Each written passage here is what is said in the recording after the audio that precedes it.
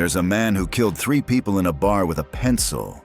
And there's a man who seduced a woman, disabled a nuclear weapon, and escaped a death trap before breakfast. One is a grieving widower with a body count in the hundreds who just wants his dog back.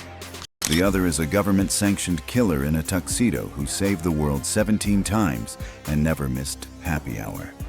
John Wick, the Baba Yaga, the boogeyman, pure, focused, rage. When he walks into a room, professional killers run. He's fought his way through the Continental, the High Table, and entire armies of assassins. Headshots? That's his Tuesday. Close quarters combat? He'll kill you with whatever's nearby. Gun, knife, book, horse.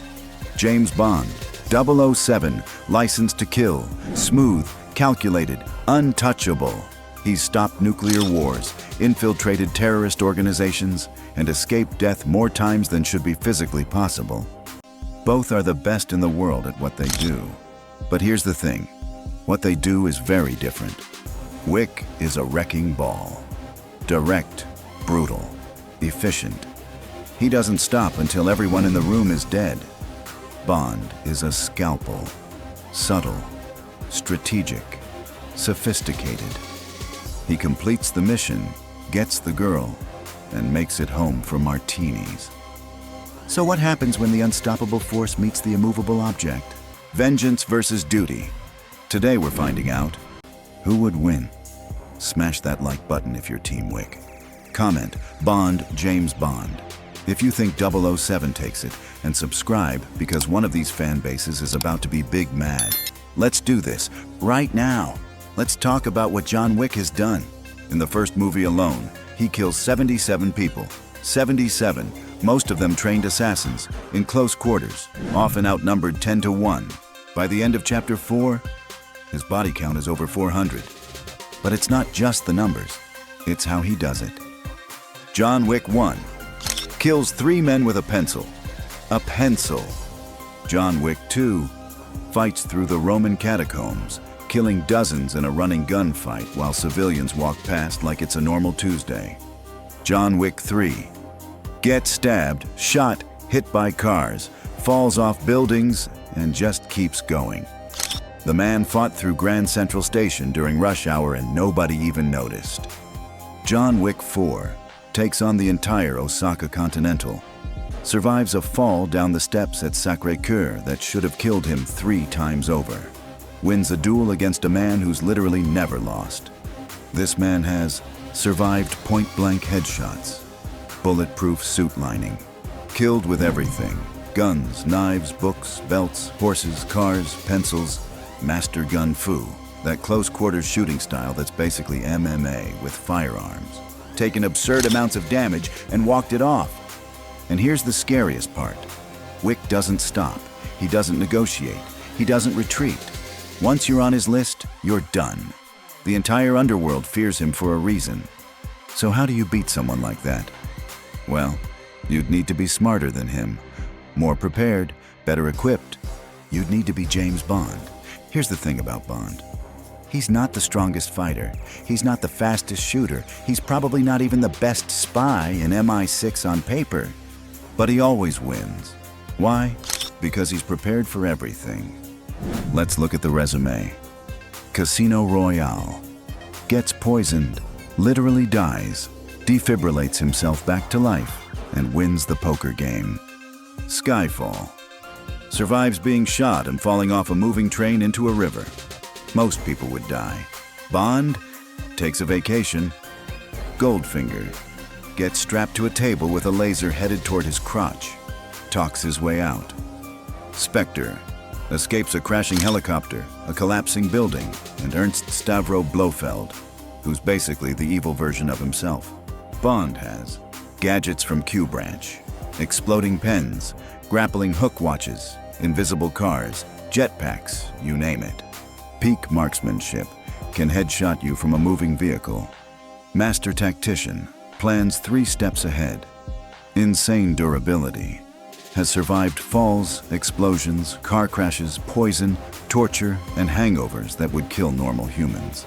Access to MI6 resources, intel, backup, extraction, orbital satellites.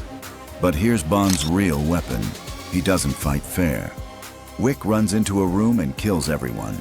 Bond poisons your drink, sleeps with your girlfriend, plants a bomb in your car, and is sipping a martini in Monaco by the time you realize you've lost. So the question becomes, can Bond outthink John Wick? All right, let's get the obvious scenario out of the way. John Wick and James Bond. Same room, guns drawn. Who wins? Honestly, Wick takes this 8 out of 10 times. Here's why. Speed. Wick's reload time is insane. We're talking under a second. He's drilled this 10,000 times. Muscle memory, no hesitation, accuracy. Both are expert marksmen, but Wick specializes in close quarters headshots. Bond's more versatile, but in a room, Wick's got the edge. Gun fu. This is Wick's signature. He can shoot you while grappling, disarm you mid-reload, and transition from gunfight to hand seamlessly. Pain tolerance. Wick has been shot, stabbed, and hit by cars and kept fighting. Bond's tough, but Wick's on another level. In a straight gunfight, Wick's the better killer. Bond's a spy who can kill. Wick's a killer who can spy. There's a difference, but... And this is important. James Bond doesn't do straight fights. Here's where it gets interesting. Bond's not going to challenge Wick to a duel at high noon. That's stupid. Bond's going to research Wick. MI6 pulls up everything. His contracts, his weaknesses, his patterns. Exploit the weakness. Wick's emotional. His dog. His wife's memory. His code of honor. Bond will use that. Set the trap. Poison. Sniper. Ambush. Remote detonated explosives. Bond doesn't need to outgun Wick. He needs to outplan him. Let's say Bond knows Wick is coming. He's got 24 hours to prepare. Bond would plant explosives at Wick's entry points, poison the environment, gas, needles, contact toxins, use tech, thermal imaging, drones, remote guns, call in backup, MI6 operatives, even if just as distractions. Wick's dangerous, but he's predictable. He's direct. He comes at you head on. Bond's slippery. He'll make you think you've won right before the floor explodes. If Bond controls the battlefield, Bond wins. Okay, but what if it gets personal? No guns, no gadgets, just fists, improvised weapons, and violence. Who wins?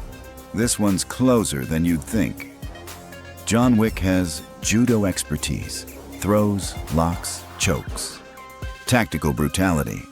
He'll use anything nearby as a weapon. Relentless aggression doesn't stop until you're dead. James Bond has multiple martial arts, boxing, karate, jiu-jitsu, improvisation. He's fought on trains, rooftops, underwater. Experience. He's been doing this for decades across 25+ missions. In a bar brawl, Wick probably takes it. He's younger, depending on the Bond incarnation, more aggressive, and specializes in quick, brutal kills. But if Bond gets creative, uses the environment, sets traps, or turns it into a chase, Bond's got a shot. Wick's a hammer, Bond's a knife. In tight quarters, the hammer wins. In open space with options, the knife finds a way. Here's something people don't talk about enough. Why are they fighting? If this is a contract and Wick's been hired to kill Bond, Wick's unstoppable. He'll hunt Bond to the ends of the earth. No quit, no mercy. If this is a mission and Bond needs to eliminate Wick, Bond's methodical. He'll plan, prepare, and execute with precision. But here's the kicker. Wick fights for personal reasons. Revenge, honor, love. When it's personal, Wick is unkillable. Bond fights for duty, queen and country, the mission.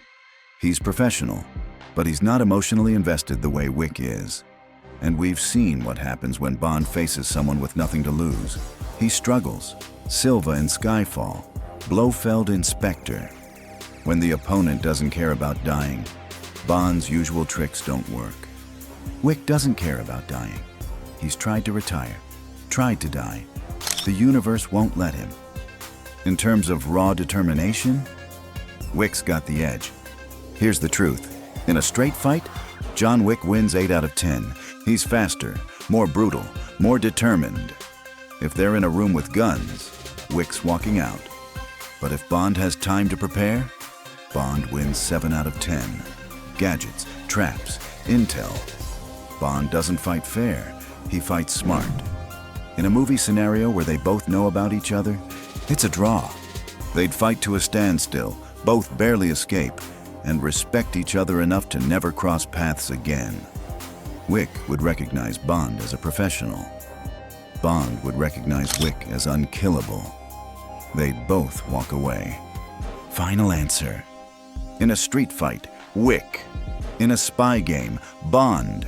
In a death match where both are prepared, whoever strikes first.